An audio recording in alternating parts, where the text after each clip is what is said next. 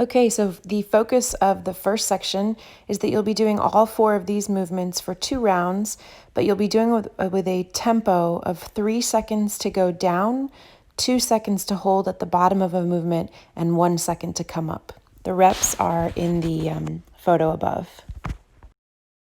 Alright, so this first section you guys are going to be focusing on a tempo of 3, 2, 1, which means it takes you 3 seconds to get to the bottom of something, 2 seconds to hold it, and 1 second to come out of it. So the first thing is going to be air squats. This is going to kind of make up for the fact that you're not using weight because time under tension will be the replacement for weight. So you're just going to initiate the way you always do and come down extra slow. Focus on pushing the knees out. When you get to the bottom, it should be around 3 seconds. Hold for 2 counts. And then push up quickly. So 1, 2, 3, 1, 2, 1. 1, 2, 3, 1, 2, 1. So for the push-up, same idea. You're gonna go down 3, hold at the bottom for 2, and then come up 1. I can only do so many on my toes, and then I'll transition to my knees. So it'll look like this. 1, 2, 3, 1, 2, 1.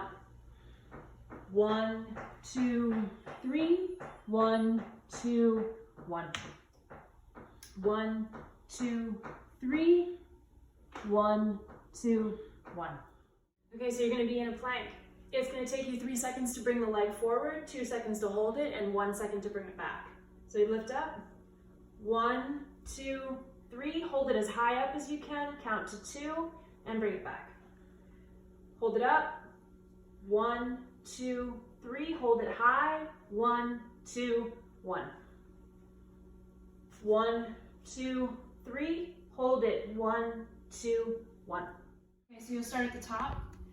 Try to start below the 90-degree angle so that you're already under tension. It'll take you 3 counts. 1, 2, 3, hold, and while you're holding, think about keeping the tilt of your pelvis this way so that you don't have this arch under your back. At the end of 2 counts, come up quickly. Start below the 90-degree angle. 3, 2, 1. Hold. 1, 2, up. 1, 2, 3. Hold as low as you can with your back connected for 2 seconds and up.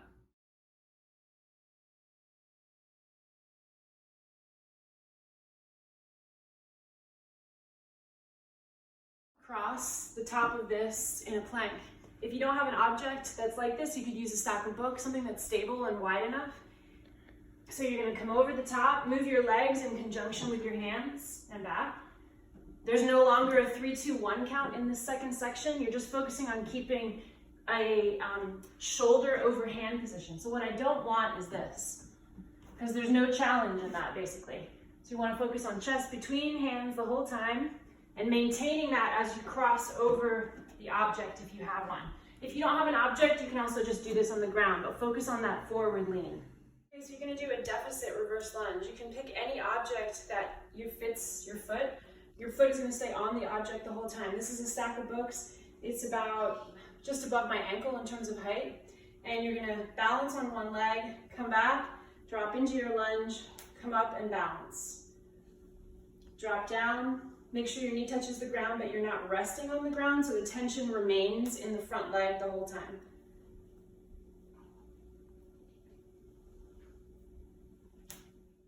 Okay, so you're gonna do your roller coaster push-up, and you're gonna make it easier or harder based on your own strength, based on how deep you get at the bottom of the movement. So what you wanna think of is touching your forehead, then touching somewhere under your chin or around your neck, and then moving towards your chest or towards your belly if you have the strength for that. So you're going to think forehead first with your elbows back, then moving towards your neck, elbows are in, and then rolling forward until your belly is almost on the ground, and then pushing up. Get back to that starting position, forehead, neck, belly, up. One more time, forehead, neck, belly, up. If you need to do it from your knees, you can do the same thing, but you want to bring yourself into quadruped like this, and you're doing the same thing. So your forehead should touch between your thumbs, then come towards your neck, then towards your belly, and then up. Still very challenging, So there's no shame in doing it from your knees. Forehead, neck. Notice how my body goes forward. That's what you want to make sure of. If you do this, forehead, if you don't move forward, you won't transition the weight into your triceps. So your body should be moving forward over your hands while you're doing it. Okay, so YTA, you want to think of your body making the shape of those 3 letters. We're going to be working your posterior chain from the tops of the back of the shoulders all the way down through the lumbar muscles, into the glutes, into the hamstrings. You may feel a little bit of low back, but there are muscles there that we need to be working. So you're going to start in a V position with your arms, which will form the first one, which is a Y. So you want to try to lift as much of your body off the ground in terms of your upper body. Your feet stay attached. Then you're going to lift a little bit more and your arms are going to open into a T. And then you're going to lift even more if you can and go into what looks like an A. Then back down. Your forehead goes back towards the ground. And then again, Y, T a little bit higher, A. And back down. One more time. Y, T, squeezing the shoulder blades together, A, squeeze them even more, and back down.